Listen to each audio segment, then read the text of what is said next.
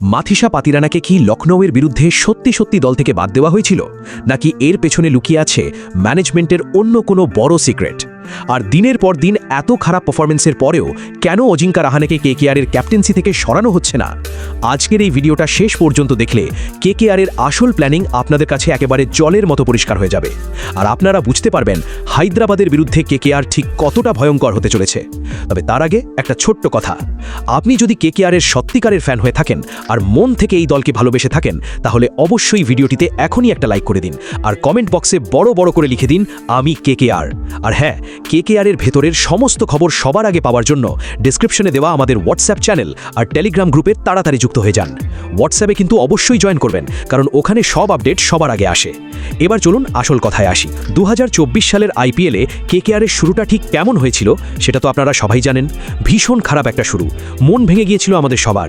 কিন্তু ওই যে কথায় আছে না, সত্যিকারের চ্যাম্পিয়নরা ঠিক ফিরে আসে। ঠিক সেটাই হলো। পরপর দুটো কঠিন ম্যাচ জিতাই কেকেআর যেন ফিনিক্স পাখির মতো ছাই থেকে আবার উড়ে উঠেছে।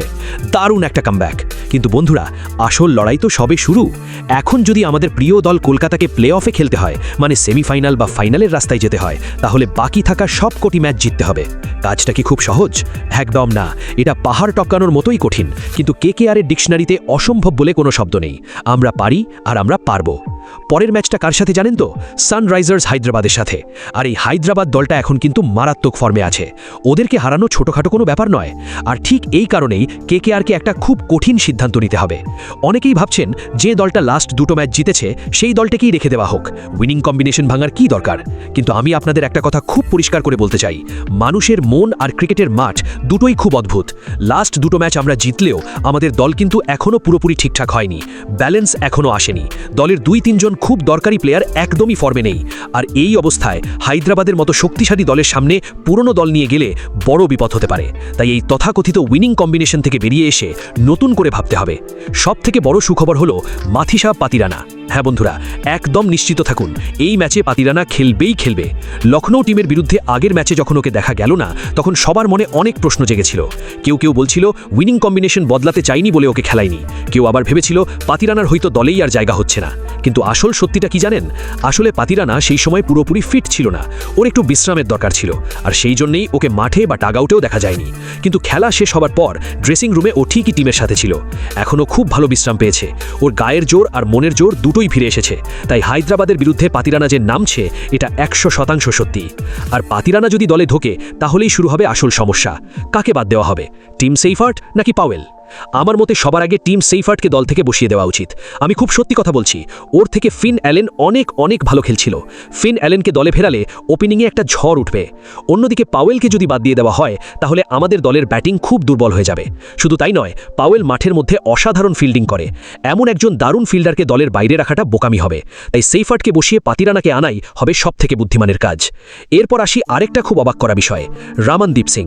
আচ্ছা, রামনদীপ সিংয়ের সাথে কেকেআর ম্যানেজমেন্টের কি কোনো আলাদা কানেকশন আছে? আমি কিছুতেই বুঝতে পারি না। দলের কাছে মনীষ পান্ডে বা তেজস্বী ধাইয়ার মতো এত ভালো ভালো অপশন থাকা সত্ত্বেও কেন বারবার রামনদীপকেই সুযোগ দেওয়া হচ্ছে? একটা ছোট্ট বাচ্চাও বুঝতে পারবে যে এখন মনীষ পান্ডের মতো একজন অভিজ্ঞ প্লেয়ারকে দলের খুব দরকার। আপনারা কি আমার এই কথার সাথে একমত? যদি একমত হন, তাহলে কমেন্ট করে অবশ্যই জানাবেন যে রামনদীপের জায়গায় কার খেলা উচিত। এবার আসছি সেই কথায় যেটা নিয়ে আপনারা সবাই সব থেকে বেশি রেগে আছেন, আমাদের ক্যাপ্টেন অজিঙ্কা রাহানে। আমি জানি আপনাদের মধ্যে অনেকেই চান রাহানেকে এখনই ক্যাপ্টেন্সি থেকে সরিয়ে দেওয়া হোক। ওর নিজেরই রান নেই, ও আবার কি দল চালাবে? কিন্তু বন্ধুরা, আমি আপনাদের বাস্তব পরিস্থিতিটা বুঝিয়ে বলছি। এই বছর কিন্তু সেটা হওয়ার কোনো সম্ভাবনাই নেই। রাহানে যতই খারাপ খেলুক, যতই স্ট্রাগল করুক, ওকে এই মুহূর্তে দল থেকে বাইরে বের করা বা ক্যাপ্টেন্সি থেকে সরিয়ে দেওয়া হবে না। এটা মেনে নেওয়া কঠিন হলেও এটাই সত্যি। এই বছরটা আমাদের রাহানেকে সহ্য করতেই হবে। ম্যানেজমেন্ট ওর উপর ভরসা রাখছে। তবে আমরা সবাই মন থেকে আশা করি যে রাহানে যেন পরের ম্যাচেই নিজের ফর্মে ফিরে আসে আর একটা বড় রান করে সবার মুখ বন্ধ করে দেয়। তাহলে সবকিছু মিলিয়ে হায়দ্রাবাদের বিরুদ্ধে কেকেআরের সব থেকে শক্তিশালী একাদশ কেমন হতে পারে? চলুন একদম সহজ করে বুঝিয়ে দিচ্ছি। ওপেনিংয়ে মানে একদম শুরুতে ব্যাট করতে নামবে ফিন অ্যালেন এবং অজিঙ্কা রাহানে। আমি আগেই বললাম, সেইফার্টের জায়গায় ফিন অ্যালেনকে আনতেই হবে, যাতে শুরুতেই বোলারদের ভয় পাইয়ে দেওয়া যায়। এরপর 3 নম্বরে নামবে ক্যামেরন গ্রিন। ছেলেটা আস্তে আস্তে নিজের পুরনো ফর্মে ফিরছে। ও ব্যাটও ভালো করে, আবার বল হাতেও ম্যাজিক দেখাতে পারে। 4 নম্বরে আমরা দেখব অঙ্কৃশ রঘুবংশীকে। থেকে। বেচারা আম্পায়ারের একটা খুব খারাপ সিদ্ধান্তের শিকার হয়ে আউট হয়ে গিয়েছিল, কিন্তু ছেলেটার মধ্যে দারুণ প্রতিভা আছে, এই ম্যাচেও নিশ্চয়ই ভালো কিছু করবে। 5 নম্বরে কে নামবে সেটা তো আপনারা সবাই জানেন, আমাদের সবার প্রিয়, আমাদের দলের সুপার হিরো রিঙ্কু সিং। আগের ম্যাচে ব্যাটিং আর ফিল্ডিং দুটোতেই ও যা দেখিয়েছে, এক কথায় অসাধারণ। রিঙ্কু মাঠে থাকা মানেই একটা আলাদা ভরসা। 6 নম্বরে আমি মনে করি অবশ্যই মনীষ পাণ্ডে অথবা তেজস্বী ধাইয়াকে খেলানো উচিত। ম্যানেজমেন্টের কাছে আমার বিনীত অনুরোধ, প্লিজ অন্তত কিছু ম্যাচের জন্য রামনদীপকে বাইরে রেখে এদের সুযোগ দিন। 7 নম্বরে থাকবে অনুকূল রায়, ও খুব ভালো স্পিন বল করে আর দরকার পড়লে বড় বড় ছক্কাও হাতে পারে। 8 নম্বরে নামবে আমাদের কেকেআরের লেজেন্ড, যাকে সবাই ভালোবাসে, সেই সুনীল নারিন। নারিনের স্পিনের জাদু ছাড়া কি কেকেআরকে ভাবা যায়? 9 নম্বরে থাকবে বারুণ চক্রবর্তী, ওর স্পিনের মায়াজালে এখন অনেক ব্যাটালি আটকে যাচ্ছে, ও খুব ভালো কামব্যাক করেছে। 10 নম্বরে ফাস্ট বোলার হিসেবে থাকবে কার্তিক তাগি, ওর বলের গতি হায়দ্রাবাদের ব্যাটারদের চমকে দিতে পারে। আর 11 নম্বরে সবার শেষে কিন্তু সবথেকে ইম্পর্টেন্ট মাথিসা পাতিরানা, ওকে যে কোনো অবস্থাতেই এই টিমে চাই। ওর ওই অদ্ভুত অ্যাকশনের বোলিংয়ে হায়দ্রাবাদের স্টাম্প উড়ে যাবে, এটা দেখার জন্য আমি আর অপেক্ষা করতে পারছি না। বন্ধুরা, এখনকার ক্রিকেটে প্লেইং 11-এর থেকেও আরেকটা জিনিস খুব জরুরি, সেটা হলো ইম্প্যাক্ট প্লেয়ার। যদি কেকেআর প্রথমে ব্যাট করতে গিয়ে উইকেট পড়ে যায় আর এক্সট্রা ব্যাটসম্যান লাগে, তখন ওই রামনদীপ সিংকেও ইম্প্যাক্ট প্লেয়ার হিসেবে ব্যবহার করে দেখা যেতে পারে। আর যদি প্রথমে বল করতে হয় বা বোলিংয়ের শক্তি বাড়াতে হয়, তাহলে সোজা বৈভব অরোরাকে ইম্প্যাক্ট প্লেয়ার হিসেবে মাঠে নামিয়ে দেওয়া হবে। পুরো বিষয়টা আমি আপনাদের খুব সহজ করে বোঝানোর চেষ্টা করলাম। এখন আপনারা আমাকে বলুন, আপনাদের কি মনে হয় পাথিরানা দলে ফিরলে কাকে বসানো উচিত? আপনাদের মতামত আমার কাছে খুব দামি। কমেন্ট বক্সে আপনাদের মনের কথা অবশ্যই লিখে জানাবেন। আর ভিডিওটা ভালো লাগলে লাইক করতে এবং চ্যানেলটাকে সাবস্ক্রাইব করতে একদম ভুলবেন না। দেখা হচ্ছে পরের ভিডিওতে কেকেআরের আরও অনেক দারুণ আপডেট নিয়ে।